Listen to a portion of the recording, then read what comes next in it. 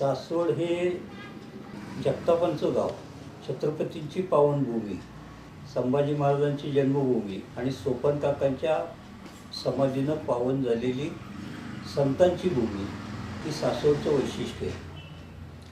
सासवडमध्ये राहणारी माणसं ही भक्तीनं आणि शक्तीनं दोन्ही बाजूनी समर्थ आहेत. ही समर्थ असलेली माणसं ज्या वेळेला आपलं कर्तृत्व सिद्ध करण्याचा प्रयत्न करतात, त्याच्यातून यशस्वी झालेले जे उद्योजक आहेत त्यातलं एक महत्त्वाचं नाव अलीकडच्या काळातील हे आर.डी. नाना जगताप.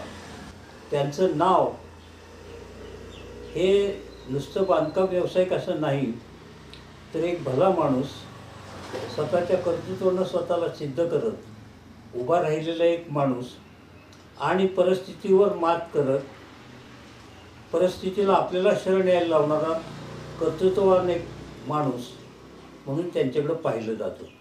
अत्यंत हलाखीच्या परिस्थितीमध्ये शेती उद्योगात असलेल्या आपल्या आईवडिलांच्या पोटी जन्म घेतल्यानंतर अचानक वडिलांचं अकाली निधन आणि त्या निधनानंतर आलेली परिस्थिती, याला घरात जरी वडीलधारी माणसं असली तरी विचारपूर्वक समर्थपणे सामोरं जाणं हे बाळकडू नानांना त्यांच्या आईंच्याकडून लहानपणी मिळालं.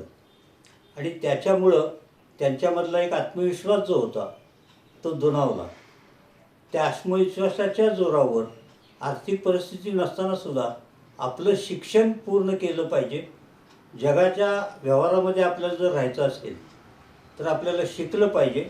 आपण शिकलो तर आपल्याला समजेल आणि आपल्याला समजलं तर आपल्याला जगता येईल, ही भावना घेऊन जी माणसं उभी राहतात त्यातलं एकमेव नाव हे आर.डी. नाना जगताप. अशा परिस्थितीमध्ये मार्ग काढत असताना आपण नेमकं करायचं काय हा आपल्या पुढे प्रश्न. तुटपुंजी जमीन, त्या जमिनीच्या माध्यमातून आपल्याला आपलं कुटुंब सांभाळायचं आहे आणि कुटुंब सांभाळत असताना घरातली वडीलधारी माणसं किती क्रियाशील आहेत याहीपेक्षा आपण क्रियाशील झालं पाहिजे, ही भावना मनामध्ये ठेवून त्यांनी स्वतःला घडवत असताना कुटुंबाचा प्रपंचसुद्धा स्वतःच्या शरीरावर पेरला आणि तो पेरत असताना तो त्यांनी यशस्वी करून दाखवला.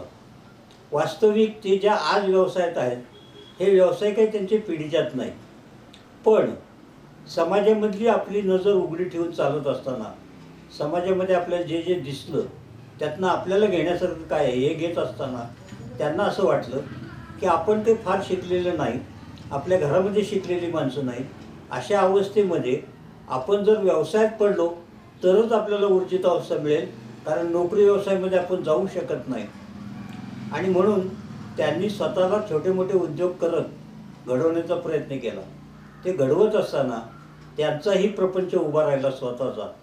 आणि आपली मुलं, आपलं कुटुंब सांभाळत असताना घरातली भावांची मुलं, घरातली वडीलधारी माणसं या सगळ्यांना मार्गाला लावण्याचं काम हे नानांनी केलं. हे करत असताना त्यांनी आपली मुलं अतिशय चांगल्या पद्धतीनं घडवली. ज्या मुलांना शिकण्याची दुर्दम्य इच्छा आहे त्या मुलांना शिकू दिलं.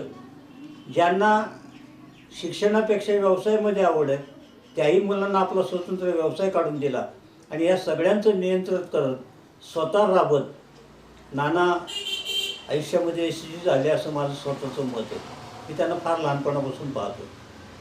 शाळेमध्ये येत असताना ते ज्या पद्धतीनं यायचे त्यावेळेचा त्यांचा एकूण पेहराव, त्यांचा वर्ताव, या सगळ्या गोष्टी अतिशय वेगळेपणानं उठावदार असत.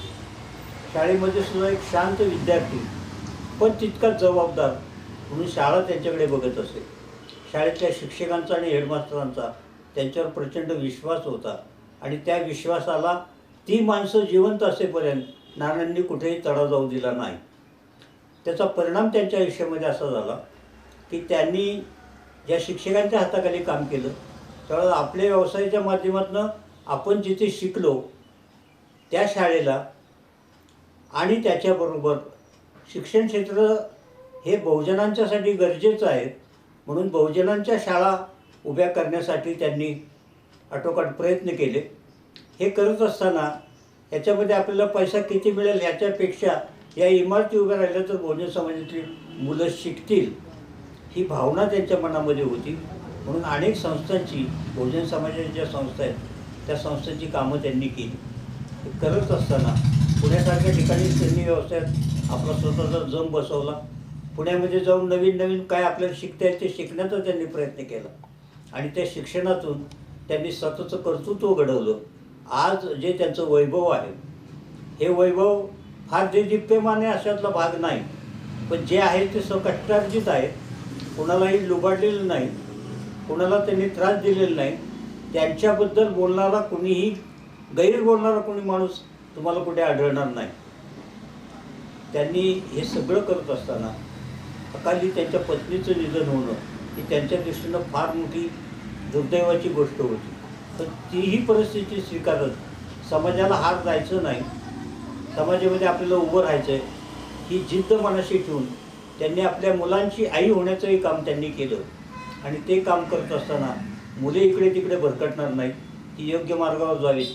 आणि सुदैव असतं त्यांचं की त्यांची मुलंही त्याच पद्धतीनं त्यांच्या इच्छेला मान देणारी आणि त्यांच्या इच्छा फलद्रूप करणारी ही मुलं त्यांच्या पोटी आली. हे त्यांची पूर्व संचित आहे आणि या संचिताचा उपयोग त्यांना त्यांच्या आजच्या आयुष्यामध्ये दिसतो आहे. त्यांची वयाची 75 वर्ष पूर्ण होत आहेत. 75 होत असताना त्यांना शतकोत्तरी साजरी करण्याची संधी मिळो आणि त्या शतकोत्तरीला आम्हाला हजर राहता यावं, एवढं आयुष्य त्यांना मिळो ही अपेक्षा या ठिकाणी व्यक्त करतो आणि त्यांना 75 निमित्तानं शुभेच्छा देतो.